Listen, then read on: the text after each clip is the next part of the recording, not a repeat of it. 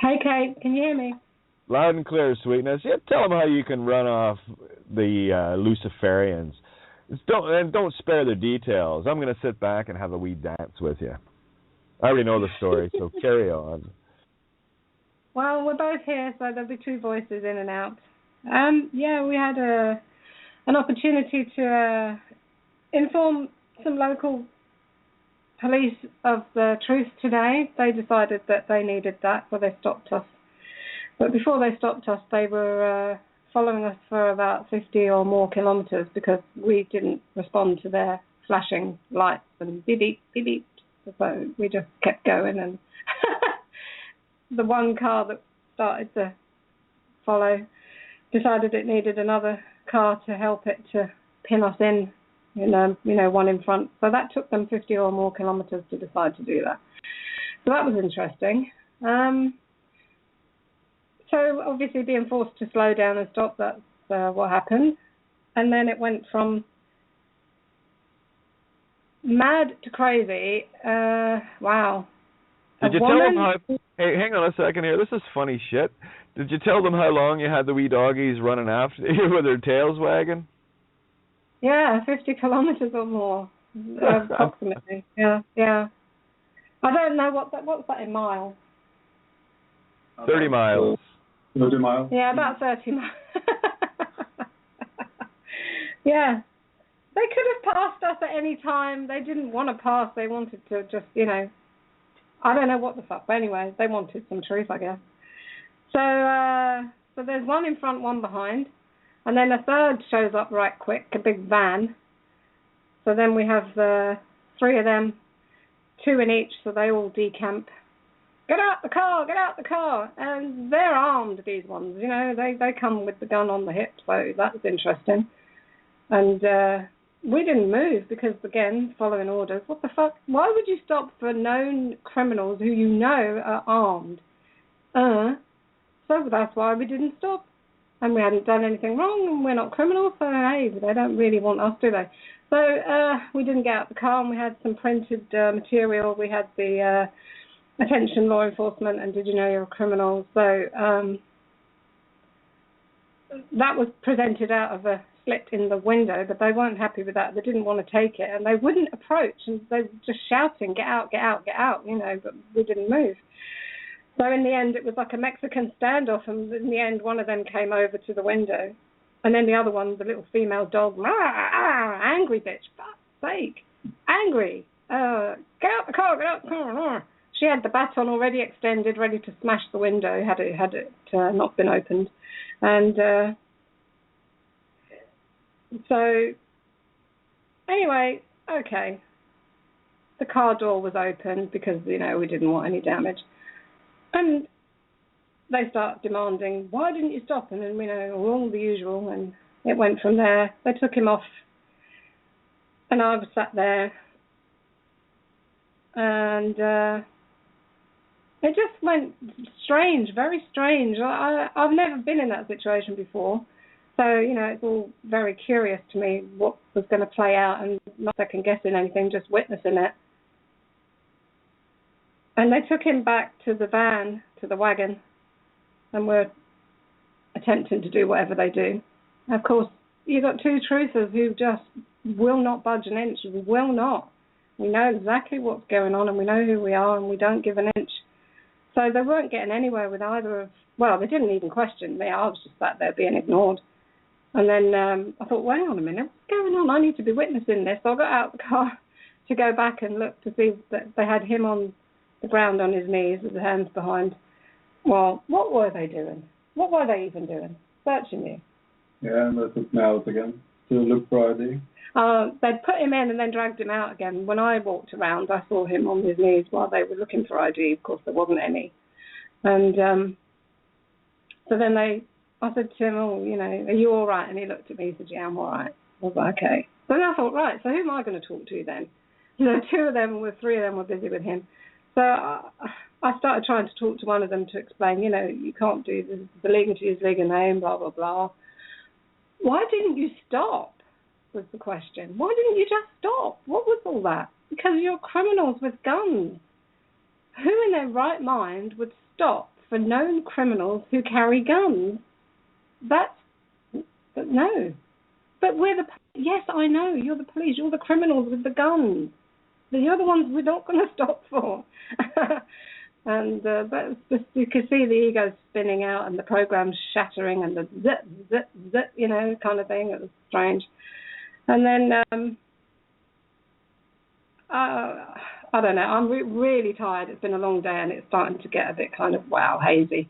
But it went on for a very long time. We were about an hour and a half at the side of the road. It just went on and fucking on because these people were just on the phone. They were talking to each other. But what was nice, we had the one that came out of this stomach here that sometimes is referred to as son with us, and they approached the car passenger side where he was behind me and I was in the front and attempted to open the door, and I said, leave it, don't touch it. And he opened the door and I said, well, you can't talk to him. And he attempted to speak to him. I said, you can't speak to him. Leave him alone. You don't talk to him at all. And he said, but I can speak to him. I said, no, you cannot speak to him. I do not give you permission. Now, will you shut that door? Because it was pissing down with rain and it was very cold and windy. And so I said, I do not give you permission to speak to him. And will you shut the door because it's cold and it's wet? And he did. He just shut the door. I said, the other one there were two of them, one at the back door and one at my front door. And I said, I'll speak to you, but he's not speaking to him and he needs to shut the door and go away.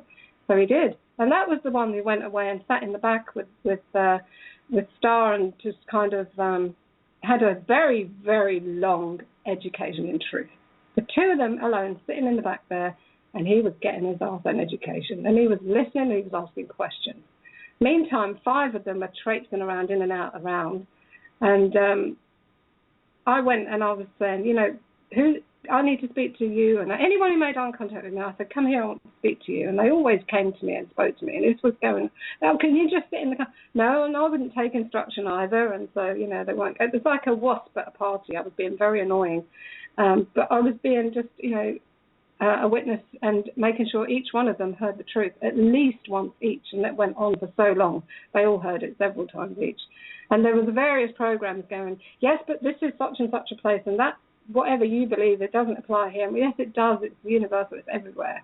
And so suddenly I asked this crazy female who I realized, wow, she's really angry.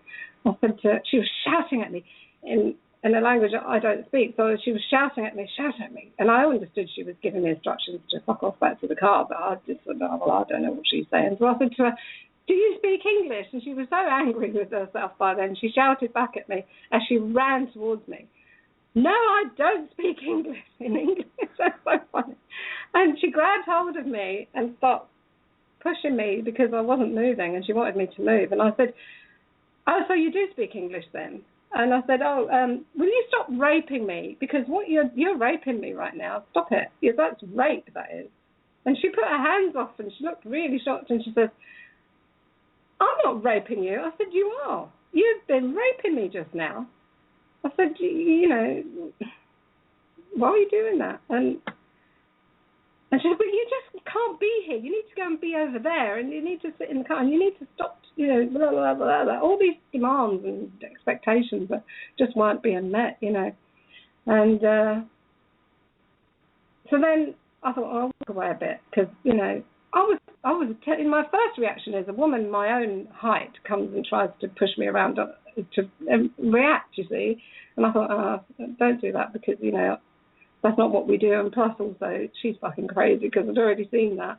And she has got a gun, and, don't give them an excuse. So chill your boots and just stand in truth, and that's exactly what happened.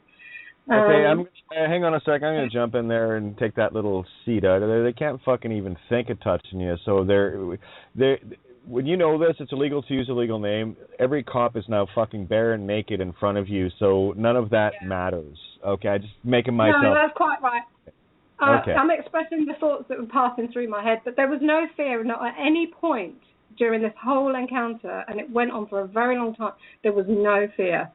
We both agreed that we weren't going to stop, and we both agreed that once we were forced to stop, that we would just simply stand in truth, and that's what we did. So I just pestered any one of them who came or even looked sideways at me, and I was talking to all of them. And it was continually raining. It was very cold, and it was like, quite a bath of truth for all of us out there. And yeah, so then suddenly I found myself confronted by a very tall Nazi SS officer-looking type with gimlet blue eyes. Many of them did actually have those gimlet blue eyes, and he said, "You need to go and stand over there, or you need to go and get in your car," or something like that. And I hadn't seen him before somehow. I just hadn't seen this one, and he was right in front of me. And I suddenly just looked up, and because I'm only 5'1", and he was a big guy, and I looked up and I just said, "Who are you?" And he said, "The chief." "Chief of what?" And he's like, the police here.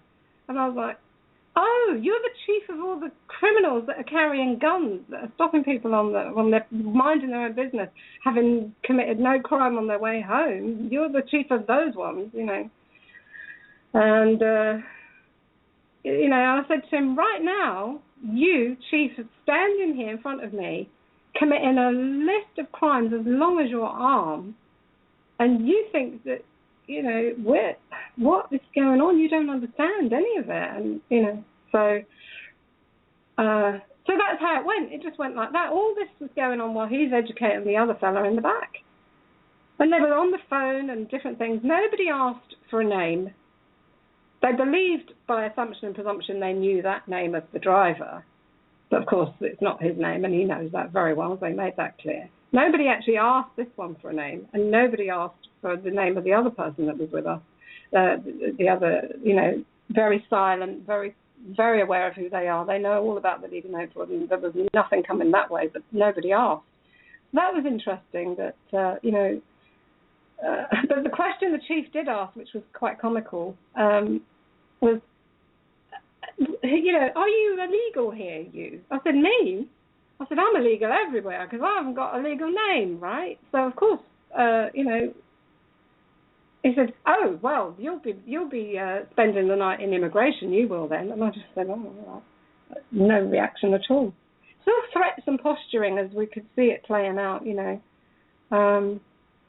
That car, right, then they decided they're going to rip the plates off because the reason they stopped it was expired tags or whatever they call it, expired plates. So they ripped the plates off front and back and they said, "Right, so you're not having that car now. You can't drive that. That's coming with us. We're having that. That's getting towed. You're going to immigration and he's coming with us." And I was like, "Okay." And get in the car and sit there and just, be quiet.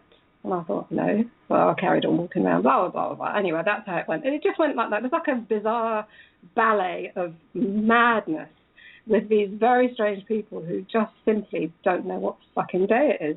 But they do now. They do now. And so, long story short, many of them got individual and repeated truth. One got a lovely, long, private conversation in truth. And they, on the phone, came eventually, "Here's the keys, and but you can't drive it. But you can have the keys back, but you can't drive it." And they just left. About an hour and a half. And so, of course, we just drove. Came back, and that was that. So, there's always so much more detail, but that was essentially what happened. Oh, yeah, again, this whole experience that you went through is just another rerun of March 14th, 2014. And there you go. You just run them off live on air. Isn't that fun? They can't touch you guys. They're naked as the imp error wears no clothes. Yeah. This strips everything from them. Everything. Yeah. And they'll try to goat you into a wee fight. No. Bah, wait till you see this little ram. Every single one of them was personally, right in the eye. They can't look you in the eye. Well, one or two of them could look me in the eye, but they very quickly looked away. One couldn't stand it. That was the woman. She just absolutely hates herself. She couldn't even look at me. And but I spoke to each one of them, and I said, I'm very sorry that you're having to learn this from somebody like me at the street. I said, because your bosses all know this. We've informed everyone. We've informed absolutely everyone at every level, top down. They all know. So if you don't know, that's because they're not telling you. And there's a reason why they don't want you to know. But the truth is the truth, whether you know it or not. But you know it now. Yes, but surely that's just they're trying to do. Are you not very well in your head, are you? I mean, I said, yeah, find out. You'll find out. And clearly they must have found out because somebody on the other end of that phone said, leave them alone and fuck off. It's really simple, It's really, really simple. And this truth terrifies them. You see, the truth, the cold, hard truth, is going to take a bit for people to get through. Because you got to get rid of all of these stigmas of nonsense, of programmed mind, and simply get to the basis of what's going on here. Are you good or are you evil? Who do you serve? That's it. Oh, that was it. Yeah, that was it. It's really simple. Keep going. I wanted to share this because it's just how it went. This whole thing is how it went. It was such brutal truth that there was never an answer to, just a denial or an ignorant assumption or an ignorant, that's not how it is here. But there was no denial of the pure and brutal truth that I was giving them by their actions. They were known in that moment, and they were witnessed in that moment, and they were vocalized back at them. This is what you've now just done. Because I was sitting in the driver's side by that point because I had gone there to close the window, so I had to put the ignition on to close the window because I took the key and I put it in a place where they would have had to got quite personal to find it, just in case anybody wanted to frisk me. But they didn't come near me. And so I thought, I'll just shut that window because it was all wet inside the car. So I turned the ignition to shut the window, and I sat in the driver's seat. And I just sat there. And then somebody came and knocked on the window, and it was one of the police. And I opened it, and he grabbed the keys and said, I'm having these. We're taking this. And so I ran out the car, and I put myself in front of him as he was walking away from me, and I stopped him and I said, you're a thief. I said, you've stolen those keys and that is not your car. You have no right to do that. You're a thief. And this is why we didn't stop, because you're thieves, you're armed, and you're criminal. And I said to everybody, I said, look, he's a thief. Look at him. He's now just stolen. He didn't ask me to give them to him. He reached in and stole them. This is what you're all doing. And they all were silent. Yeah, that's what they mean by silence is golden, isn't it? Golden. Well, they might be going heading back to their place for a mole sun golden, maybe a crystal light. Me, well, we're golden and crystal. You can leave the 2-4 behind. Speaking of, May 24th is this Sunday, isn't it? You know what we celebrate here in Canada in this illusion of this place? It's Victoria Day weekend. They already had it last weekend. So this is our weekend, May 24. Yeah, May 42 is what it's going to be. This is the victory. Stay the course, guys. No one messes with the children of creation. No one. Yeah, and there was this moment, Kate, and I wanted to express this because I think it is important to say. With all this running around talking to each of them while he was held in the back speaking with the other one and making sure everyone knew what was going on, I decided it was very cold, very wet. I was just going to sit in the car for a few minutes and just chill myself, and just think. Because it didn't seem to be stopping. It seemed to be like escalating. They were threatening all sorts. And I thought, okay, let me look at this. And I just sat quietly with myself and I just thought, why would this need to escalate? I was asking the universe to show me where this would need to escalate and why. What were we missing? Was there something we were doing? Was there something that was not quite right? We needed an extended feather brush. We needed this to escalate. And I actually was completely neutral. There was no fear at any point for either. Okay. Hang on. I want to share this most benevolent and beautiful gift. When you stop to ask that question, that's the moment things change. Because you're letting go of it. You see, only when you let go of it and accept that which creation is offering you, in that instant, Oh, get out of the way. Mom and Dad are coming through. They take care of business and they run. You got to let go. Yeah. And any essence of thinking you're going to fight is going to keep you in the fight. Let it go. See what happens. You know, be more concerned with your nails and your hair and what kind of shoes you got on. You know, put the more important things in. Well, at least I look good. You know, that kind of, just treat it with that nonchalant. That's what you got to do. And this is your magic moment. We talked about this earlier. So maybe expand on that whole situation of going back to the car and just saying, oh, fuck, okay.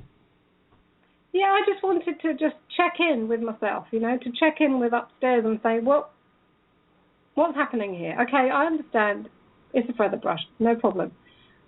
But it was appearing as though the threats they were making, it was going to go very sideways. It was going to get very fucking inconvenient. And I just wanted to ask, okay, would we need to have that? Why would we need to have that? Show me where we would need to have that. And I couldn't find it. I couldn't see anywhere. And I just knew we didn't need to have that. So that was okay. What you witnessed was your moment of your final surrender. Stubborn, aren't we? Let it go. Yeah. Anyway, finish off the story. It's great how it ends up. I love how I love this stuff. Well, yeah, so that's how it went. There was two of them permanently got a phone stuck to their head. I don't know what they were saying and who they were talking to, of course, but they were obviously, you know, trying to decide what the hell to do, I guess.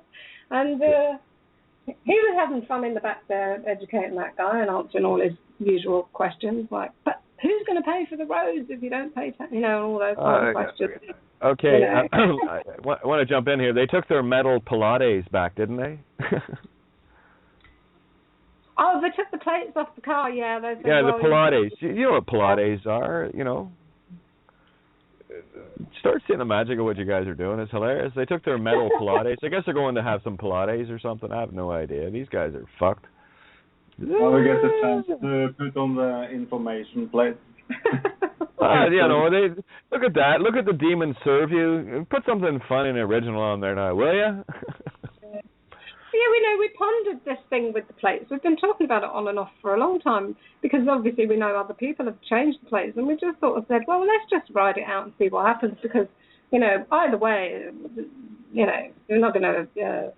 Well, like I said to you guys, I've said this to you guys before. That even that night I ran them off. They couldn't even touch their own fucking plates. And I'll tell you why they're still on the car. That's to let them know, hey, I'm right fucking here, and no, run away.